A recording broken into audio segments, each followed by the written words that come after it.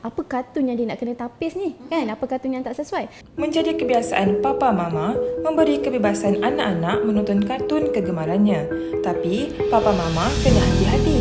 Ada sesetengah kartun tidak sesuai ditonton kanak-kanak dan memberi impak yang buruk pada emosi dan perwatakan mereka. Nak tahu lebih lanjut? Jom kita tanya pakar.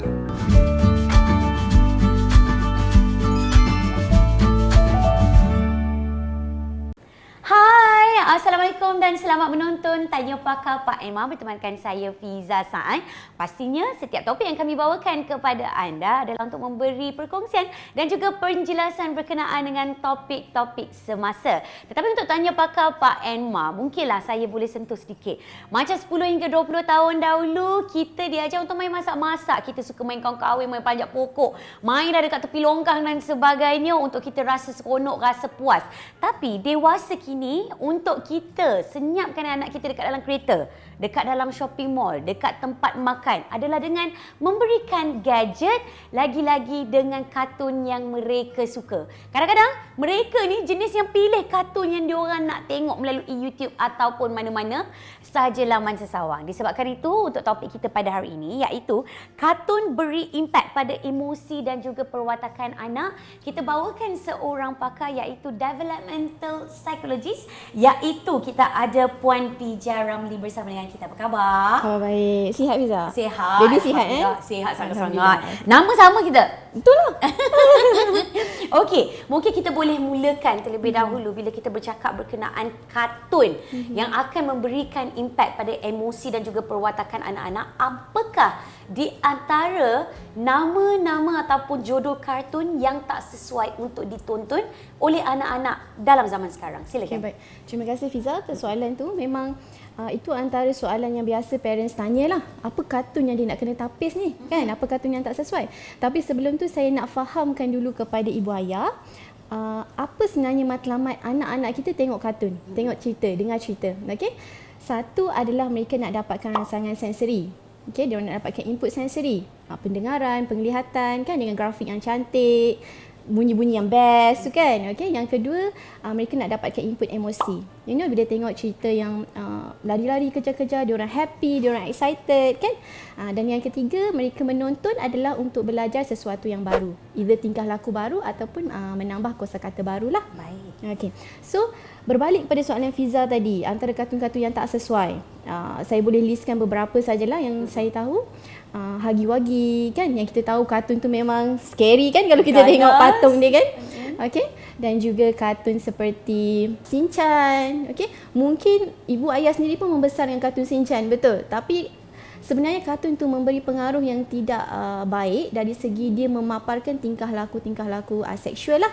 Di mana kanak-kanak dah mula flirt dengan orang dewasa kan. Shinchan flirt dengan cikgu dia kan. Also kartun Pingu.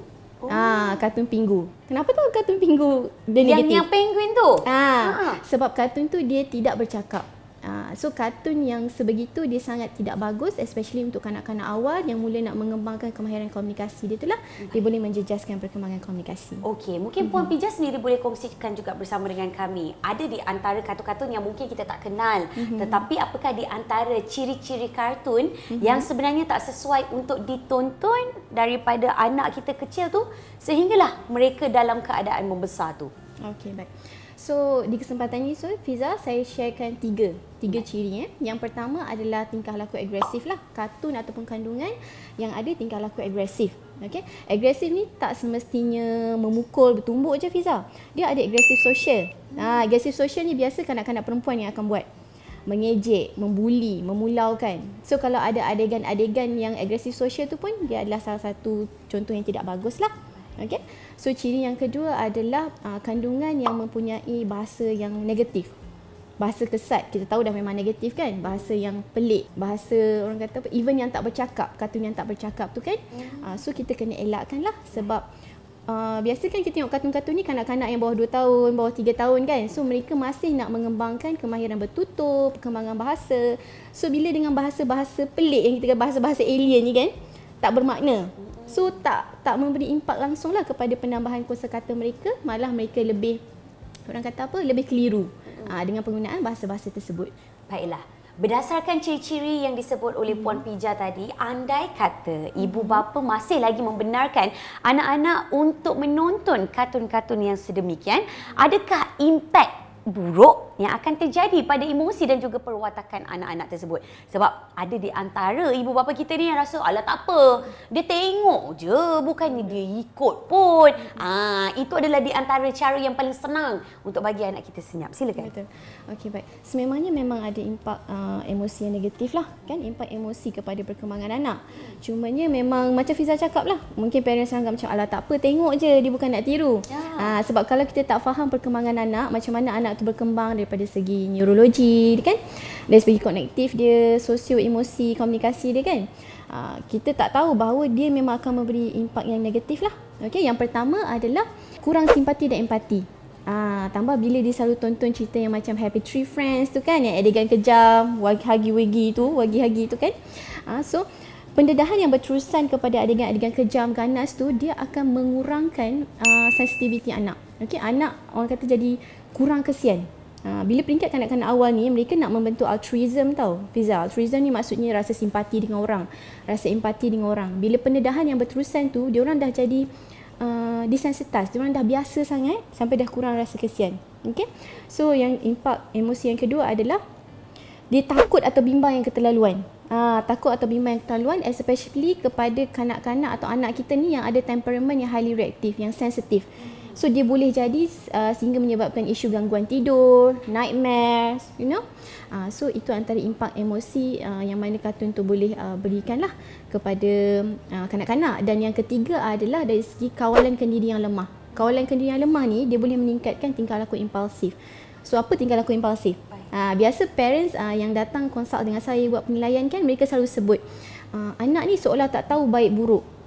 Anak tak tahu bahaya ke tidak. Walaupun didenda banyak kali, masih buat benda yang sama. Itu adalah salah satu contoh tingkah laku impulsif lah, disebabkan oleh kawalan diri yang rendah. Okey, Puan Pija, mungkin juga boleh kongsikan bersama dengan kami contoh perwatakan anak yang mengikut kartun-kartun yang tak berapa nak baik ni.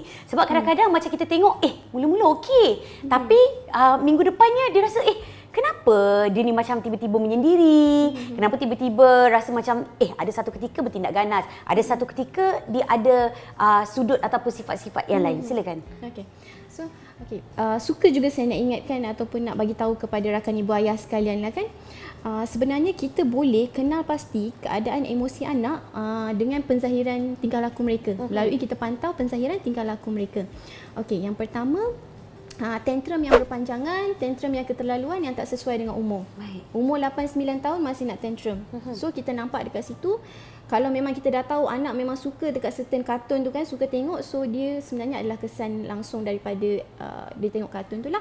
Yang kedua adalah bila dia selalu mengulang-ulang percakapan, perbualan, perkataan daripada kartun yang dia tonton tu, sehingga orang kata menjejaskan kemahiran bertutur dia, menjejaskan perkembangan bahasa dia. Dia tak boleh nak engage in conversation lah, back and forth conversation. Kita tanya soalan, dia tak boleh nak jawab. Sebab kadang-kadang bila kita tanya soalan, dia jawab apa yang kartun tersebut. So dia dah menjejaskan komunikasi dia lah. Dan yang ketiga, parents boleh pantau daripada segi tingkah laku. Bila dia bertingkah laku, dia sering meniru atau melakukan tingkah laku yang agresif, yang dia tonton, kan, parent boleh tahu, tingkah laku ni mana dia belajar, mesti daripada kartun tu, kan. Dia ulang-ulang tingkah laku tu sampai menjejaskan pergaulan sosial dia. Okey, apa sebenarnya macam ibu bapa perlu lakukan andai kata cubaan untuk menghalang anak-anak kita tu daripada menonton kartun-kartun yang sedemikian? Sebab ada juga di antara anak-anak kita yang mungkin dah addicted dah dengan kartun tersebut. Betul. Mungkin dah terlalu lama dah. Bila kita nak tutup TV ke, ataupun mungkin kita nak stop dia daripada benda yang dia suka, marah, tantrum, mesti dia akan ada cubaan-cubaan tertentu. Silakan. Okey, baik. So untuk menghalang sepenuhnya itu memang mustahil lah. Kan? Macam kita cakap, memang mustahil. Sebab kadang-kadang walaupun bukan dalam kartun yang mereka tonton tu, tapi dalam orang kata cerita-cerita lain tu masih ada adegan-adegan ataupun ciri-ciri yang saya sebutkan tadi. Okey. So saya suka untuk suggest kepada parents sekalian, kan, kita guna konsep cegah dan bimbing. Okay, cegah maksudnya dari segi yang paling biasa kita buat lah, kita setting telefon, setting internet tu kita tapis lah setting dia. Okay. So yang kedua, elakkan untuk mendedahkan video-video di internet tu kepada anak kita di peringkat yang terlalu awal. Contohnya awal bayi. Kan biasa umur 2-3 bulan kita dah bagi video internet sebab orang kata dapat salah fakta kan. Okey, kita kena tengok Cocomelon contohnya video-video tu untuk merangsang ni kan. Tapi sebenarnya bila kita bagi terlalu awal, dia boleh meningkatkan risiko ketagihan dan meningkatkan risiko mereka dah mula tertarik dengan konten yang tak sesuai dengan umur mereka lah, Fiza. Okey. Dan seterusnya adalah kita dari segi bimbing pula. Bimbing kita berusaha untuk menonton bersama-sama dengan anak supaya kita boleh tapis serta-merta. Kalau nampak ada konten tu kita tapis, dan most importantly adalah kita nak galakkan two-way communication lah. Anak ada two-way interaction dengan kita. Tak adalah dia tengok je kartun tu, dia tak bercakap kan. Okey, andai katalah kan kalau macam anak ni memang dah sangat-sangat ketagih dengan kartun yang disuka, adakah perlu untuk ibu bapa membawa anak-anak tersebut kaunseling ataupun mungkin dapat bimbingan yang khusus bagi ketagihan gadget ataupun kartun tersebut? Silakan. Okey, baik. Keperluan untuk mendapatkan rawatan lah kan, intervensi rehab tu bergantung kepada severity yang ditunjukkan lah. Baik. Macam contoh tadi saya dah explain kan apa tingkah laku, perwatakan, ciri-ciri yang anak-anak tunjuk tu kan. So parents boleh tengok tahap orang kata apa, keterukan, severity dia. Kalau sampai dah mengganggu attachment dengan parent, sampai orang kata dah ada ketidakstabilan emosi kan. Contohnya kalau dia tidur malam tu dia selalu ada nightmares kan.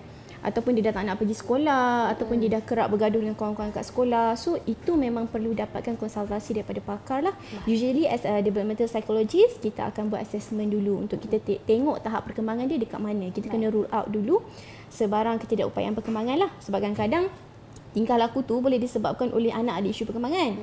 Okay, so and then kita akan proceed dengan psychological assessment, tengok keadaan emosi. Dan insya-Allah kita ada modul intervensi yang kita akan bentuk untuk parents lakukan di rumah. So ada kebanyakan kes, Fiza, memang psikologis kena buat session dengan kanak-kanak tu secara langsung.